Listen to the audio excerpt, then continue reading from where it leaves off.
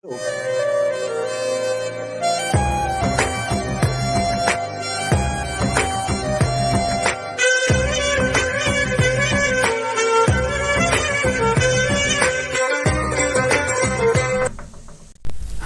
Dear student, welcome to summer पढ़ाई पहल।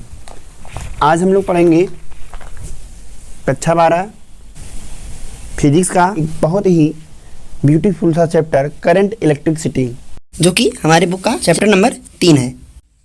इसके पहले प्रथम 2 चैप्टर में हम लोगों ने स्थिर विद्युत का अध्ययन किया, जिसमें आवेश स्थिर रहते थे या उन्हें स्थिर माना जाता था। अब इस इकाई धारा विद्युत से हम लोग आवेशों की गतिमान अवस्था का अध्ययन करेंगे। तो मुख्यतः धारा विद्युत की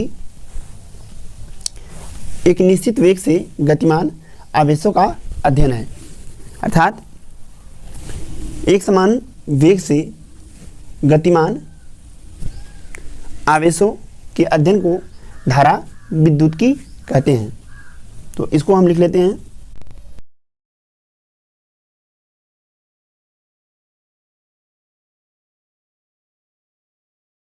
अब से हम लोग गतिमान आवेशों का अध्ययन करेंगे। तो गतिमान आवेश जो होते हैं वह भी 2 प्रकार से गति कर सकते हैं। तो नंबर 1 होगा एक समान चाल से और नंबर 2 होगा असमान चाल से। तो यदि आवेशों की चाल एक समान हो, अर्थात समय के साथ आवेश की चाल नियत हो, तो हम उसका अध्ययन धारा विद्युत के अंतर्गत करेंगे। परंतु यदि इलेक्ट्रॉनों की चाल असमान हो तो हम आवेशों का अध्ययन गतिक विद्युतिकी के अंतर्गत करेंगे, जो कि इसके बाद वाला चैप्टर है। ठीक है, तो आइए शुरू करते हैं। इस अध्याय में हम लोग पहली हेडिंग लगाएंगे विद्युत धारा।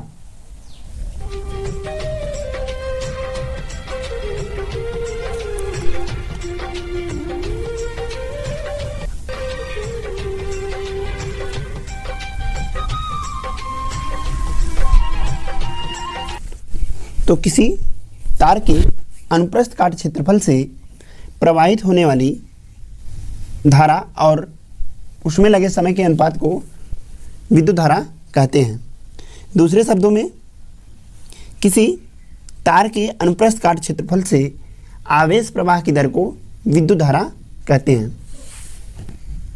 तो विद्युत धारा को हम स्मॉल आई या कैपिटल आई से व्यक्त करते हैं।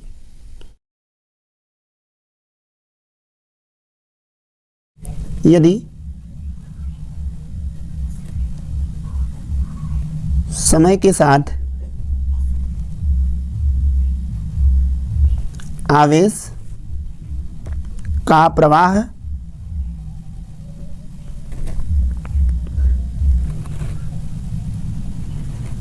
नियत हो तो विद्युत धारा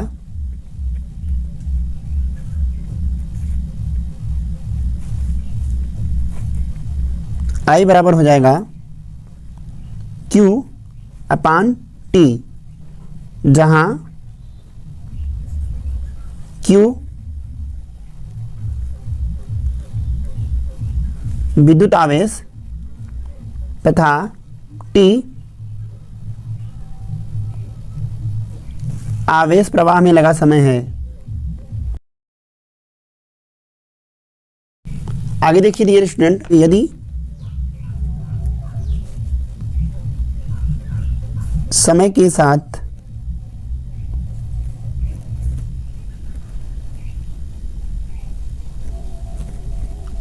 आवेशों का प्रवाह परिवर्ती हो तो विद्युत धारा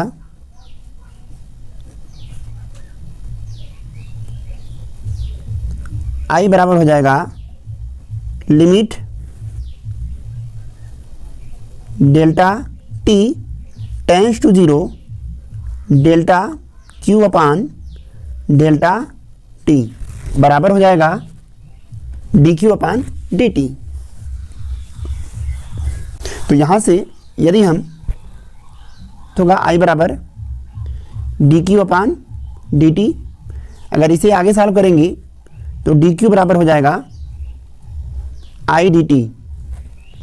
तो यदि हमें किसी चालक में प्रवाहित होने वाले आवेश की कुल मात्रा को ज्ञात करना हो तो Q बराबर आएगा समाकलन I इंटू dt। ठीक है, ये हमारा एक फार्मूला हो जाएगा और ये हमारा एक दूसरा फार्मूला हो जाएगा। ठीक है, तो हमें अगर I ज्ञात करना है तो हम I बराबर dQ अपान dt लगाएंगे, परंतु यदि हमें आवेश की कुल मात्रा यानी Q ज्ञात करना है तो हम यहाँ पर समाकलन I dt का फार्मूला लगाएंगे। चलिए अब देख लेते हैं विद्युत धारा से संबंधित कुछ महत्वपूर्ण तथ्य। तो देखिए, विद्युत धारा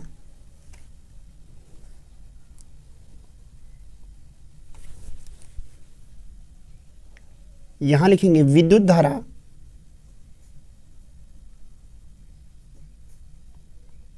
एक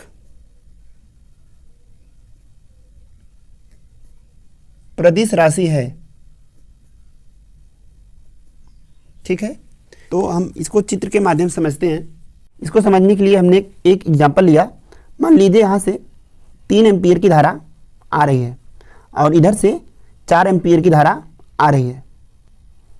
ठीक है, तो अगर यह एक सदिश राशि होता है तो यह सदिश योग के नियम का पालन करता, अर्थात इन दोनों का परिणामी 5 एम्पीयर होता है। परंतु यहाँ पे देखिए, ये 3 एम्पीयर की धारा आ रही है, यहाँ से 4 एम्पीयर की धारा जा रही है, तो इस परिपथ से कुल 7 एम्पीयर की धारा निकल रही है। ठीक है, तो यहाँ पे देखिए, चूंकि ये सदिश के नियमों का पालन नहीं करते, इसलिए इसमें दिशा और परिमाण दोनों होने के बावजूद भी यह एक सदिश राशि नहीं है। इस प्रकार की राशियों को एक विशेष नाम से व्यक्त करते हैं, जिनका नाम होता है प्रदिश राशि। इंग्लिश में विद्युत धारा एक टेंसर क्वांटिटीज है। टेंसर क्वांटिटीज मतलब एक ऐसी क्वांटिटी जिसमें दिशा एवं परिमाण दोनों होता है, परंतु वह सदिश के योग के नियमों का पालन नहीं करती। ठीक है, तो चलिए अब दूसरा देखेंगे। इसका मात्रक निकालने के लिए हम यूज में लाएंगे फार्मूला I बराबर Q अपान T। तो अगर हमें विद्युत धारा का मात्रक निकालना है तो हम कहेंगे विद्युत धारा का मात्रक बराबर आवेश का मात्रक बटा समय का मात्रक। तो आवेश का मात्रक क्या हो जाएगा? कूलम। ठीक है, प्रति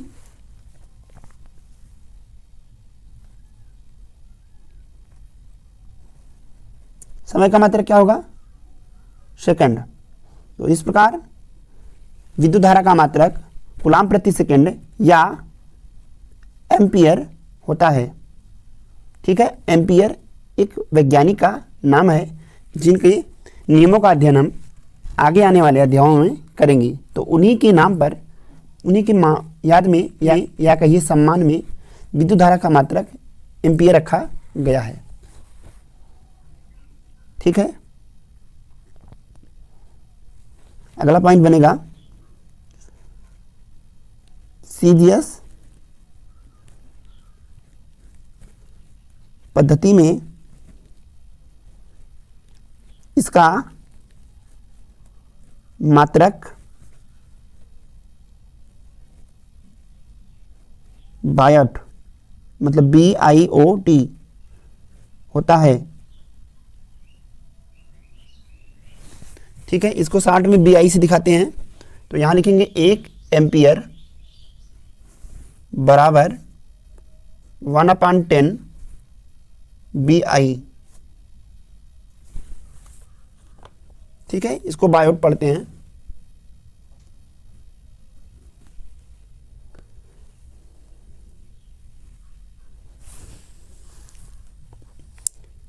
आगे ध्यान दीजिएगा, किसी चालक तार में प्रति सेकंड किसी एक सिरे से निकलने वाले इलेक्ट्रॉनों की संख्या 6.25 × 10⁻18 इलेक्ट्रॉन होती है। किसी चालक तार के एक सिरे से प्रति सेकंड 6.25 गुणे 10⁻18 इलेक्ट्रॉन प्रवाहित होते हैं। इसको निकालने के लिए आप सिंपली फार्मूला I बराबर Q/T बराबर NE/T अप्लाई कर सकते हैं। यदि I और T दोनों का मान 1 रखा जाए तो यहाँ से N बराबर आ जाएगा 6.25 गुणे 10⁻18 इलेक्ट्रॉन। ठीक है, अगला नंबर है किसी चालक तार में विद्युत धारा की दिशा इलेक्ट्रॉन प्रवाह की दिशा के विपरीत होती है, अर्थात जिस दिशा में इलेक्ट्रॉनों का प्रवाह है विद्युत धारा की दिशा उसके विपरीत होगी। इस प्रकार किसी चालक में जो इलेक्ट्रॉनों के प्रवाह की दर होता है वह ऋण सिरे से धन सिरे की ओर होता है, जबकि विद्युत धारा की दिशा धन सिरे से ऋण सिरे की ओर होती है। यहाँ पर आने वाली धारा को प्लस चिन्ह के साथ और जाने वाली धारा को माइनस चिन्ह के साथ दिखाएं तो चूंकि ये आने वाली धारा है इसलिए ये दोनों जुड़ जाएंगे तो 4 3 7 हो जाएगा। ये जाने वाली धारा है इसलिए घट जाएगा तो 7 में से 7 घटाएंगे कितना आएगा 0। तो इस प्रकार हम कह सकते हैं किसी परिपथ में जो धारा का कुल बीजगणितीय योग होगा वह 0 होगा। इस प्रकार विद्युत धारा आवेश संरक्षण के नियम का पालन करती है। तो कहने का मतलब यह है कि यहाँ पर देखिए यदि इस परिपथ में आने वाली धारा को प्लस चिन्ह के साथ दिखाएं अर्थात तो यहाँ पर इस परिपथ में देखिए आने वाली धारा हो जाएगी 3 एम्पियर प्लस 4 एम्पियर और जाने वाली धारा को माइनस चिन्ह के साथ दिखाएं, आने वाली धारा को प्लस चिन्ह के साथ और जाने वाली धारा को माइनस चिन्ह के साथ दिखाएं तो जो परिणामी धारा होगी आई नेट बराबर हो जाएगा 3 ampere plus 4 ampere minus 7 ampere. तो अगर इन सबको ऐड किया जाएगा तो ये कितना एम्पियर हो जाएगा 0 एम्पियर। कहने का मतलब यह है कि किसी परिपथ में आवेश संरक्षण के नियम से परिणामी विद्युत धारा का मान 0 होता है, अर्थात आने वाली धारा और जाने वाली धारा का बीजगणितीय योग 0 होता है। किसी चालक तार में प्रति सेकंड n इलेक्ट्रॉन गुजरते हों तो I बराबर हो जाएगा NQ/T, जहाँ पर n प्रति सेकंड चालक के एकांक क्षेत्रफल से गुजरने वाले इलेक्ट्रॉनों की संख्या है। तो यहाँ लास्ट लाइन लिखेंगे यदि कोई बिंदु आवेश r त्रिज्या की वृत्ति पथ पर v वेग से गतिमान है तो इस वृत्ति पथ के अनुप्रस्थ काट क्षेत्रफल से गुजरने वाली विद्युत धारा I बराबर हो जाएगा Q/F, जहाँ पर F सेकंड में प्रवाहित होने वाले विद्युत धारा का मान है। तो अगर यहाँ से F का मान रखा जाएगा तो हम जानते हैं F बराबर होता है 1/T, तो यहाँ हो जाएगा Q/1/T, जहाँ पर T वृत्ति पथ में किसी एक इलेक्ट्रॉन को एक चक्कर लगाने में लगा समय है। तो अगर इसे आगे सॉल्व करेंगे तो हम जानते हैं समय बराबर क्या होता है, समय बराबर होता है दूरी बटा चाल। तो इस प्रकार 1/T के मान रखेंगे तो ये आएगा V/2πr पूरे के गुणे में Q। अब अगली हेडिंग लगाएंगे धारा वाहक। धारावाहक जिन्हें अंग्रेजी में चार्ज कैरियर कहते हैं। तो देखिए धारावाहक क्या है, वे कण जो किसी पदार्थ में धारा का प्रवाह करते हैं धारावाहक कहलाते हैं। ठोस चालक में धारावाहक मुक्त इलेक्ट्रॉन होते हैं, अर्थात किसी चालक पदार्थ में जो आवेशों का प्रवाह होता है वह मुक्त इलेक्ट्रॉनों के द्वारा होता है। वहीं किसी द्रव में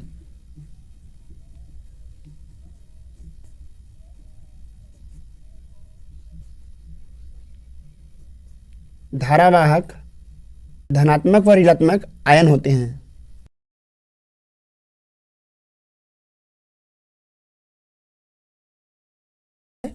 इस प्रकार किसी द्रव में जो आवेशों का प्रवाह होता है वह धन आयनों या ऋण आयनों के कारण होता है।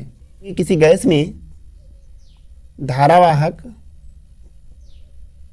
आयन व मुक्त इलेक्ट्रॉन होते हैं। ठीक है, अर्थात किसी गैस में जो धारा का प्रवाह होगा वह या तो आयनों के कारण होगा या तो मुक्त इलेक्ट्रॉनों के कारण होगा। अगर आगे हम लोग बात करें अर्धचालकों के बारे में तो हम जानते हैं किसी अर्धचालक में धारावाहक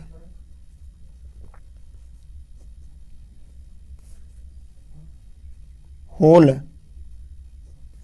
जिन्हें कोटर भी कहते हैं, वह मुक्त इलेक्ट्रॉन होते हैं। ठीक है, तो किसी अर्धचालक में जो धारा का प्रवाह होता है वह होलों अर्थात कोटरों एवं मुक्त इलेक्ट्रॉनों दोनों के द्वारा होता है।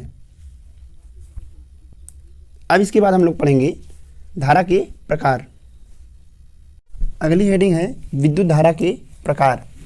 तो हम जानते हैं विद्युत धारा सामान्यतः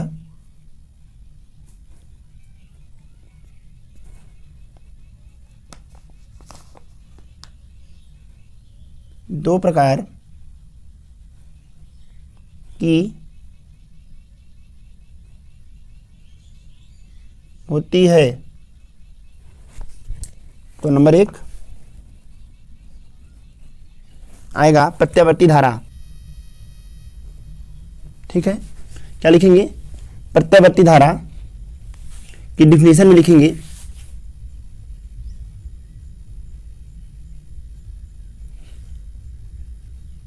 वह धारा जिसका परिमाण एवं दिशा समय के साथ बदलता रहता है प्रत्यावर्ती धारा कहलाती है। तो देखिए ये जो ग्राफ दिख रहा है आपको, यह जो ग्राफ है ये प्रत्यावर्ती धारा का ग्राफ है। ठीक है, ये जो ग्राफ है ये प्रत्यावर्ती धारा का ग्राफ है। ये प्रत्यावर्ती धारा का ग्राफ एक ज्या या कोज्या वक्र के रूप में होता है जो समय के साथ अपनी दिशा एवं परिमाण दोनों को बदलता रहता है। इसके बाद अब हम लोग हेडिंग लगाएंगे दिष्ट धारा। वह धारा जिसका परिमाण एवं दिशा समय के साथ अपरिवर्तित रहता है दिष्ट धारा कहलाती है। इसे अस्थायी धारा भी कहते हैं। अस्थायी धारा का ग्राफ एक सीधी रेखा के रूप में प्राप्त होता है। दिए गए चित्र में आप उसे देख सकते हैं। तो जब किसी संधारित्र को आवेशित या निरावेशित किया जाता है तो इस प्रकार की क्रिया में उसमें प्रवाहित होने वाली धारा को दिष्ट धारा कहते हैं। इस वीडियो में इतना ही, मिलते हैं अगले वीडियो में। तब तक के लिए keep learning and stay home.